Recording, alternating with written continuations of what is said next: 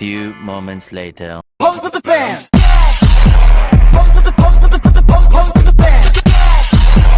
Pose with the pose with the pose pose pose with the fans. Pose with the fans. Assalamualaikum warahmatullahi wabarakatuh. Waalaikumsalam warahmatullahi wabarakatuh. Baik, puji syukur kita panjatkan kehadirat Allah Subhanahu wa taala atas berkat dan rahmat-Nya sehingga kita dapat berkumpul di tempat ini, dan tak lupa pula kita kirimkan salam dan salawat kepada junjungan kita Nabi besar Muhammad sallallahu alaihi wasallam yang telah membawa kita dari alam kegelapan menuju alam yang terang benderang seperti saat ini yang kita rasakan. Baik, kami dari kelompok 3, perkenalkan nama saya Ipa, di sebelah kiri saya atas nama Sarmila, dan di sebelah Sarmila atas nama Mbak Putri Heriani, dan di sebelah kiri kanan Mbak Putri Heriani atas nama Nur. Nah, itulah tadi anggota kelompok kami yang beranggotakan 4 orang. Adapun materi kami yang akan kami presentasikan yaitu mengenai akuntansi desa. Dalam akuntansi desa, adapun yang akan kami bahas yaitu mengenai bagaimana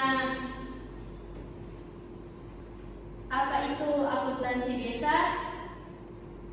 Nah, mengenai akuntansi desa, desa ini sudah tidak asing lagi bagi kita. Nah, desa sebagai pemerintahan yang bersentuhan dan berinteraksi langsung dengan masyarakat menjadi salah satu fokus utama dalam pembangunan pemerintah. Hal ini dikarenakan sebagian besar wilayah Indonesia ada di pedesaan, termasuk contoh desa yaitu Desa Jojolo, termasuk tempat tinggal saya sendiri. Nah, selanjutnya standar akuntansi desa diterapkan menjadi sistem akuntansi desa, merupakan pedoman tata cara kerja berakuntansi secara seragam, baku dan berulang, pengolahan cara bekerja menghasilkan profesi dan peningkatan kecepatan kerja, sistem mengatur siapa mengerjakan apa, bagaimana untuk tujuan spesifik. Itulah tadi sedikit gambaran mengenai tentang akuntansi desa. Selanjutnya saya serahkan kepada pemateri pertama yaitu Sarmila. Dipersilahkan.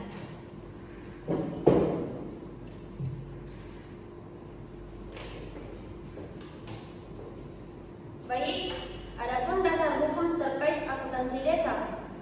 Desa sesuai dengan aturan perundang-undangan memperoleh hak dan wewenang untuk mengatur keuangan sendiri yang terangkum di dalam alokasi dana desa atau ADD yang tercantum di dalam anggaran pendapatan dan belanja daerah atau APBD kabupaten.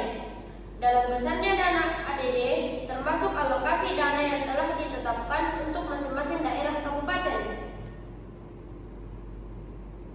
Adapun besarnya dana ADD tergantung alokasi dana yang telah ditetapkan untuk masing-masing daerah. Pemberian pengelolaan keuangan kepada daerah bertujuan agar supaya masing-masing pemerintah desa bisa mandiri untuk membangun sendiri desanya sesuai dengan kebutuhan dan rencana pembangunan desa masing-masing. Selanjutnya saya serahkan kepada moderator. Baik, itulah tadi pemaparan materi dari pemateri pertama mengenai dasar hukum terkait akuntansi desa.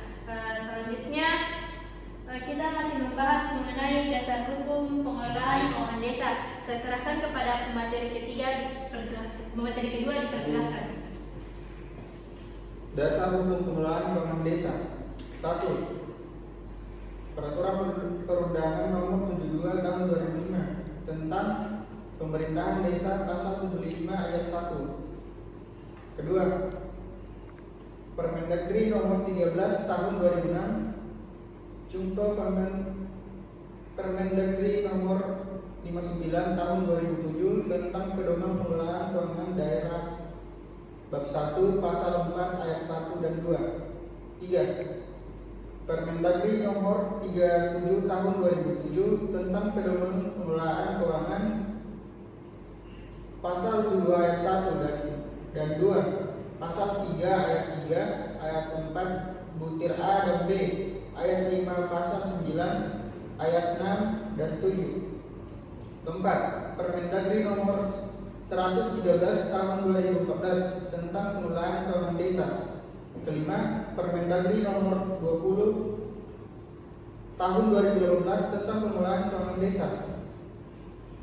Pengelolaan keuangan desa kembali diubah Perubahan pengelolaan keuangan diatur dalam Peraturan Pendagri Nomor 20 Tahun 2018 tentang pengelolaan keuangan desa yang ditandatangani Menteri Dalam Negeri Tadjo Kumolo pada tanggal 11 April 2018 dan mulai berlaku sejak tanggal diundangkannya Permendagri Nomor 20 Tahun 2018 pada tanggal 8 Mei 2018 oleh Dirjen PP.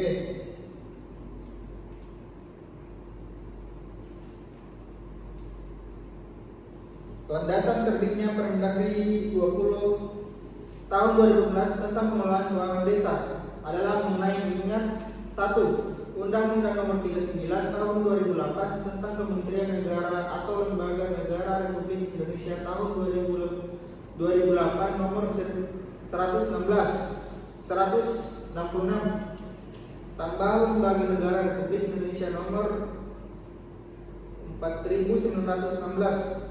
Kedua, Undang-Undang Nomor 6 Tahun 2014 tentang Desa atau Lembaga Negara Republik Indonesia Tahun 2014 dan Nomor 7 Tambahan Lembaga Negara Republik Indonesia Nomor 5495. 3. Peraturan Pemerintah Nomor 43 Tahun 2014 tentang Peraturan Pelaksanaan Undang-Undang Nomor 6 2014 tentang Desa.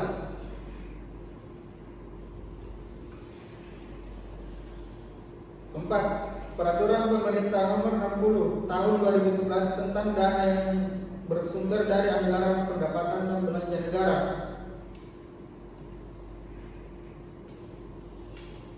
Itulah tadi pemaparan materi dari pemateri kedua di mana tentang dasar hukum pengelolaan keuangan desa. Selanjutnya saya serahkan kepada pemateri ketiga mengenai contoh badan atau entitas akuntansi desa. Untuk pemateri ketiga dipersilahkan. Baik, terima kasih atas kesempatan yang diberikan oleh moderator. Di sini saya akan menjelaskan mengenai contoh badan atau entitas akuntansi desa. Implementasi Undang-Undang Nomor 6 Tahun 2014 tentang Desa yang telah melahirkan ribuan badan usaha milik desa. Namun dalam penetapan kebijakan, pelaksanaan dan pengelolaan BUMDes masih banyak dijumpai masalah yang dihadapi BUMDes, antara lain terkait dengan aspek manajemen, standar akuntansi keuangan, dan legalitas hukum. Terkait dengan persoalan keuangan, standar akuntansi keuangan untuk entitas tanpa akuntabilitas publik atau SAK ETAP akan diterapkan dalam pengelolaan keuangan badan usaha milik desa. Dibandingkan dengan standar akuntansi lainnya, SAK ETAP lebih cocok diterapkan dalam pengelolaan keuangan BUMDes karena selain lebih fleksibel dari beberapa aspek juga terlihat lebih ringan dan mudah dipergunakan. Dalam kaitannya dengan BUMDes, manajemen BUMDes merujuk pada struktur organisasinya yang mengharuskan untuk menyusun dan melakukan pertanggungjawaban kepada penasihat yang secara ex officio dijabatkan oleh kepala desa. Laporan pertanggungjawaban BUMDes perlu dituangkan dalam pedoman pengelolaan keuangan badan usaha milik desa yang ditetapkan dalam skala regional kabupaten. Hal ini menilik kemampuan, potensi dan skala BUMDes yang tidak dapat diseragamkan seluruh Indonesia, sehingga regional kabupaten perlu menyusun pedomannya sendiri untuk memandu BUMDes dalam melakukan kewajiban pertanggungjawaban keuangan mereka. Melihat dari unsur pembentukannya, BUMDes hanya dapat terbentuk dari adanya peraturan desa atau Perdes dan disetujui di musyawarah desa atau Musdes. Berangkat dari sejarah tersebut, BUMDes dapat mengadopsi pola pengelolaan keuangan yang dijalankan di desa agar laporan yang dihasilkan dapat sesuai sehingga memudahkan inspektorat ataupun BPK dalam melakukan pengawasan dan audit. Mengadopsi pada pengelolaan keuangan yang dijalankan desa, BUMDes hanya perlu menyusun laporan anggaran dan laporan realisasi anggaran atau LRA. Kedua laporan inilah yang akan menjadi dasar pengawasan dari audit yang dilakukan BPK.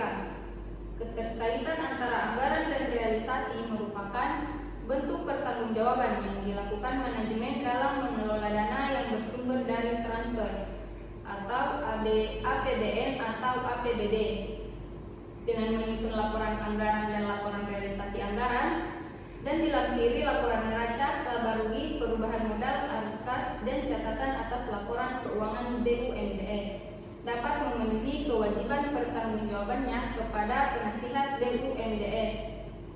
Tidak jauh berbeda dengan manajemen BUMDes, unit usaha BUMDes secara sederhana hanya perlu menyusun laporan realisasi anggaran atas kegiatan usaha yang dijalankan, pencatatan uang masuk dan uang keluar tersebut.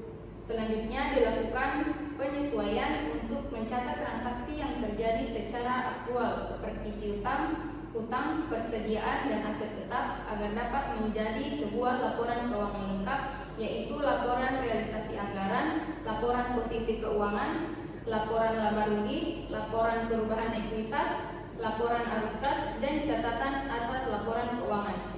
Seluruh laporan yang disusun tersebut oleh unit usaha BUMDes dijadikan satu konsolidasi untuk menjadi sebuah laporan keuangan BUMDes.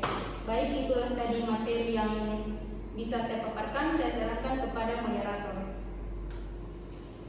Baik, terima kasih untuk ketiga pemateri kita tadi telah menyebarkan hasil diskusi kelompok kami. Itulah tadi mungkin pemaparan dari kelompok 3. Untuk contoh laporan akuntansi keuangan desa kami akan cantumkan pada video yang telah kami buat.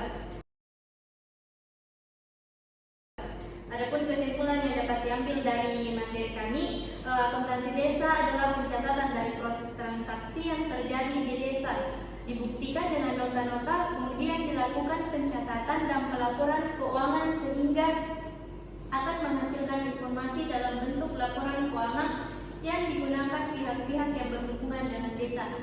Itulah pemaparan dari kami. Sekian dan terima kasih. Wassalamualaikum warahmatullahi wabarakatuh. Waalaikumsalam warahmatullahi wabarakatuh.